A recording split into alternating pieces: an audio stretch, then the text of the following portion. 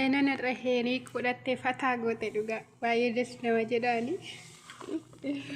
Fataa jedhaniiru yoo namoo akka isaan bareedanii jiran laalame dhugaa rabbii akkam akka isaan irraa bareedee jiru laalaayi. Heenan tichi laalle shukku dhugaa rabbiyaatti dubartii cimtuu mucoon kuni dubartii cimtuu dubartii jabduudha jechuudha. Dubartii ofii ishiitii ofitti amanamummaa qabdu ofii ishiitiin nama socho'uu dandeessudha sinii galee gargaarsa feetu namarraayi. Nama ofii ishii jabaattee cimtee dhaabachuu dandeessuudhaani. So har'a Eriik fudhattee boota bareedaa geessitee fataa goote jechuudha. Akka kanatti yeroo isaan dabarsan baay'ee des nama jedha jechuudha.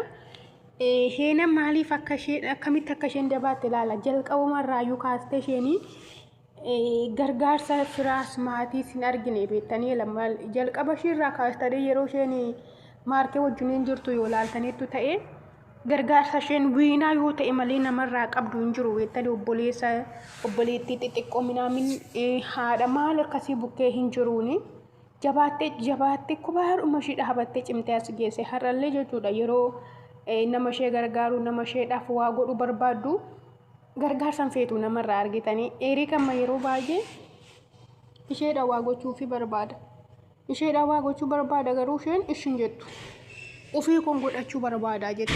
Ofitti amanamummaa kootiin nan deemuu barbaada malee gargaarsa namni akkana deeggaree na oofuun fedhu natti hin tolu ofii kun jabaadhee dhaabadhaa jetti yeroo baay'ee jechuudha. Inna kaleessa eendiin dhufeera viidiyoon biizii ta'e dhugaa wajjin biizii na godhe isinii qabee hin dhufne malee eendiin illee fayyee biyya isaatii dhufee gaafa duraa maatii isaatu fudhatee galeeni. Maatii isaa biraan illee fayyee dhufee garuu tonkolii qabatee dhufee jechuudha tonkolii qabatee dhufee. Eriikiin akka nama warra duuriyyeetti deemsisaa ture jechuudha heenan fuuldura akka isheen gaafa isheen biraan kee halkan goote sana argitaniitu jechuudha gaafa sana baay'ee maraachitte dhugaa dubbachuufi biddira sana deebisuufi jedheetu Eriik akka nama machooftu yookiin akka nama duuriyyeetti oofaa ture jechuudha kaleessa. Innillee baay'ee deebi'ee jira isaanillee baay'ee gammadanii jiru. Eriikii gidduu kana baay'ee dabbaramaa jira baay'ee uqqataas jira maatiidhaa fi cinqamaa jira jettee maal maatiin akka maal akka ta'an hin beeku yoo baay'ee isaayyuu keessaa baasee dubbachuu baadhee jettee laheenan argitanii yoo baay'ee isaayyuu keessaa dubbadhee kana jedhee haasa'uu baadhee maatiidhaafidha kan inni cinqamaa jiru haadha isaatiif cannaqamaa dhiphachaa jira jette haadha isaatiif dhiphachaa cannaqamaa jira baay'ee huuqqatee jira. Gidduu kana yaadni baay'eetti baay'atee baay'eedha kan inni huuqqatee jiru akka malee huuqqatee jira jettee ani immoo sannii dabbaree kana gadi baasee isa bashannansiisee akka inni irraa baduun barbaada yeroo baay'ee inni gammachuu koo barbaada waan ta'eef yeroo baay'ee yeroo na dabbarutti inni kallattii kamiinuu na bukkee dhaabatee tanaan na gammachiisa dibbirtii sana narraa balleessa waan ta'eef ani immoo taraa koo inni nama gaarii nama qajeelaadha sila ta'eef baay'ee cannaqamee baay'ee dhiphatee huuqqatee jira jettee argitanii baay'ee cannaqamee huuqqatee jira waan ta'eef kaaffee geessee badhaa gochuun qaba bashannansiisuun qaba jettee fudhattee dhaqxee jechuudha dhuguma akka fudhattee dhaqxee kootii ishiillee uffata namaan uffatu Eriik yoo argitaniittu ta'e gaafa dabaddabamee dhiiga bichaa ta'e shurraabiinsa gaafa sana argitaniittu yoo ta'e gaafa sanayyuu Endi shurraabii kana baasiiti kinkiyya ayyaradhonnaan didechuudha. Kan kiyya uffadhonnaani lakkin uffadhoode. Heenuun dhattee addisiisa bitteettu buustechuudha. Na uffata warra kaaniin uffatu. Hankee sila ta'ee fan uffadhaa jedhechuudha. Jaakeettii ishii fiddee fi dhuftee jaakeettii ishii uffatee kaaffee dhaqanii kaaffeedhaa fataadhanii. Minaan keenya iyyuu barsiisan kun dammoo afaan Oromoo baree argitanii sin jaaladhaa jechaa ture jechuudha. Dhugaa afaan Oromoo illee baree jira. Afaan Oromoo illee hiikaa ishee wajjiniin baree jira. Gidduu kana waan lammade sitti muyyoo nammaaliidhaan jennaan sin jaaladhaa bare jechuudha. Eenyu akka sedheen hin beeku ijoollee keenyatti akka sedheen natti hokkaataanii sin jaaladha jechuun immoo hiikaasaa maal akka ta'e itti mee jira jechuudha waluma duukaanii. Waan tokko dafee qabata jecha argitanii waan ta'e jalaan badu waan tokko dafeetu hin qabata jechuudha.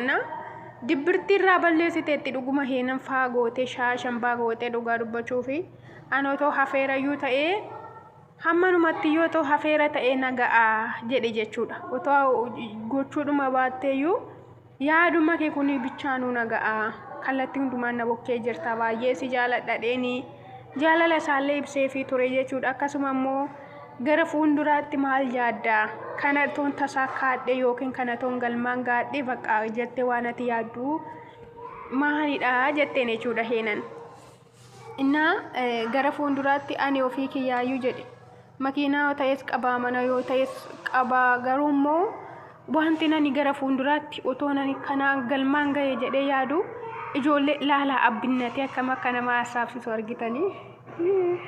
Abbaa ta'uu jechuun baay'ee jechuudha. Baay'ee chaalenjii guddaa nama gaafatanna. Otoo fuudhiin otoo godhatiin ilmoodha yaada isinii galee. Wanta nani otoon kana galmaan gaadhe jedhee yaadu ijoollee ishee gara fuulduraa ijoollee kushee gara fuulduraa dhalattuu fi bakka hojii guddaa banee fi makiinaa mataa isaanii bitee fi mana mataa isaanii bitee fi biizinasii mataa isaanii banee fi isaaniin galmaan otoon ga'ee gammachuu isaanii otoon argeen jedha jedhe ilaala. Otoo ganaa toon fuudhiin jechuudha. Ganaa toon fuudhiin ilmaan yaadda argitanii warra gara fuulduraati. Ayi abbaachuun ikko kanaan toon galmaan gaadhe jedhee tayyaada jedhe jechuudha. Heenan immoo maal jette beektanii? Heenan amma isheen nama waan namaatiin lafaa ka'uun barbaadu nama bakka jabaate cimee ofii isaatii dhaabbatee lafaa ka'u malee nama waan namaatti hirkatee lafaa ka'uun barbaadu. Garuu otoo akkas ta'eef nan jaaladha. Garuu immoo jette akka waan tokko hojjetanii rakkina arguudhaa qabu jette. Maaliifi namaafillee waa yaaduudhaaf namaallee waa oo'uudhaaf gara laafummaallee qabaachuudhaaf yoo ofii isaanii miidhamanii ofii isaanii dadhabanii keessa darbanii argani malee namaallee ooguun qabanii namallee akka namaatti ilaaluun danda'anii sababiinsa qabeenyatti lafaa ka'anii waan ta'eefi ani garuu otoo xiqqoo ofii isaanii hojjetatanii lafaa ka'anii jabaataniin jedhaattiin jette jechuudha. Isa ijoollee gara fuulduraas baay'eetti mari'ataniiru. Des nama jedhu dhugaa dubbachuu fi baay'ee nama gammachiisu wal biraa bareedullee waaqayyo waliin fisaanaa godhu. Innaa heerii gidduu kana waraqata ergadheetan xumura maatii keetti kan jedhudha inni cinqatii wayii maatii isaa keessaa waaniif inni dhiphate wayii jira isinii galee xumuratee Heenan fudhatee gara biyya isaatti deebi'uu barbaadeetu natti fakkaata. Amma cinqatii guddaa keessa jira laala gara sana deebi'uu fi Heenan wajjin wal dhabuu danda'amu. Heenan immoo ammayyuu sabarteetti waan ta'eef hin gadhiiftu akka kanatti akka inni deebi'u hin barbaadu. Dhiisee taa'uudhaaf immoo maatiidha haadhaadha baay'ee cannaqame. Abshir waaqayyo si gargaara. Abshir Eriik abshir. Guyyaa tokko nati yaadde si tasaa ka'ee gammachuudhaan mirgaan galta gara biyya keetti. Nagaa waaqayyo isiniif haa baay'atu hordoftoota seenuu YouTube akkam jirtu nagaa keessanii fayyaa keessanii. Nagaadha galata waaqayyo warri mana kanaaf haaraa taatan subscribe godhaa nutti dabalamaa faamilii keenya taasisuun jala qimamoche kaleessa immoo viidiyoo isinii qabeen dhufne soorii hojiin natti baay'atee tan dhufuu dhiiseeni subscribe naa godhaa shiqimamoche.